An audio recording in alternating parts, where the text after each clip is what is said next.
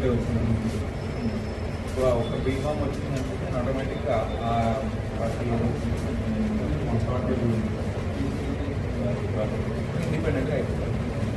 ఇండిపెండెంట్గా అయిపోయినప్పుడు మన న్యాచురల్గా మళ్ళీ అన్ని రకాలుగా ఏర్పాట్లు జరుగుతూ ఉన్నాయి. ఇవాళ విత్డ్రాల్ కి ఇవాళ సమయం 3 గంటల వరకు ఉంది.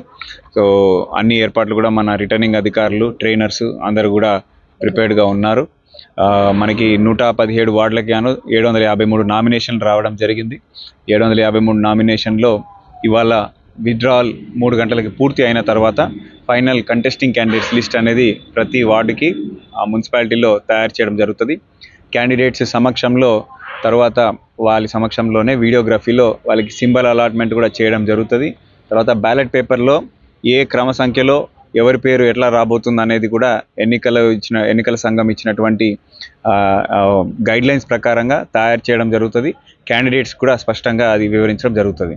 అయితే ఇవాళ క్యాండిడేట్స్ లిస్టు తయారు అయిన తర్వాత సింబల్స్ అలాట్ అయిన తర్వాత వెంటనే అది బ్యాలెట్ పేపర్ ప్రింటింగ్కి కూడా పంపించడం జరుగుతుంది. 24 గంటల్లో పోస్టల్ బ్యాలెట్ మనకి ఎవరైతే సర్వీస్ ఓటర్లు ఉన్నారో ఆన్ డ్యూటీ ఉన్న సర్వీస్ ఓటర్లకు కూడా పోస్టల్ బ్యాలెట్ 24 గంటల్లో పంపించడం జరుగుతుంది.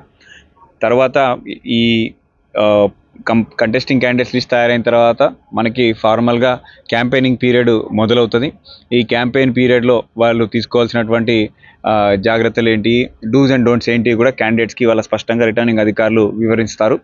దానికి అనుగుణంగానే ఎన్నికల యొక్క వ్యయము, అదేవిధంగా ఎన్నికల సభ పెట్టినప్పుడు తీసుకోవాల్సినటువంటి చర్యలు ఏంటివి, అవాయిడ్ చేయాల్సినట్టు ఏంటి, ఇవన్నీ కూడా వారికి స్పష్టంగా చెప్పడం జరుగుతుంది.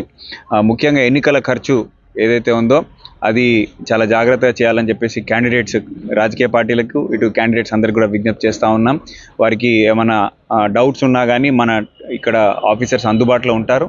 వారు ఇచ్చినటువంటి సలహాలు సూచనల ప్రకారంగా వారు నడుచుకొని ఎన్నికల వ్యయం కూడా వితిన్ లిమిట్ మెయింటైన్ చేసే విధంగా ఆ ఖర్చు యొక్క అకౌంట్ ఖాతా కూడా ఎప్పటికప్పుడు మెయింటైన్ చేయవలసిందిగా వారికి విజ్ఞప్తి చేస్తూ ఉన్నాం. ఈ నెక్స్ట్ ఇప్పటి వరకు నామినేషన్ ప్రక్రియ మొదలు నుంచి ఇప్పటి వరకు చాలా సాఫీగా సాగింది. మున్ముందు కూడా అన్ని రాజకీయ పార్టీలు, అందరి క్యాండిడేట్స్ కూడా అధికార యంత్రాంగానికి సహకరిస్తూ వచ్చే వారం రోజుల యొక్క ఎన్నిక ప్రక్రియ కూడా సాఫీగా జరిగేలా వారు మాకు సహకరించాల్సిందిగా కోరుతా ఉన్నాం.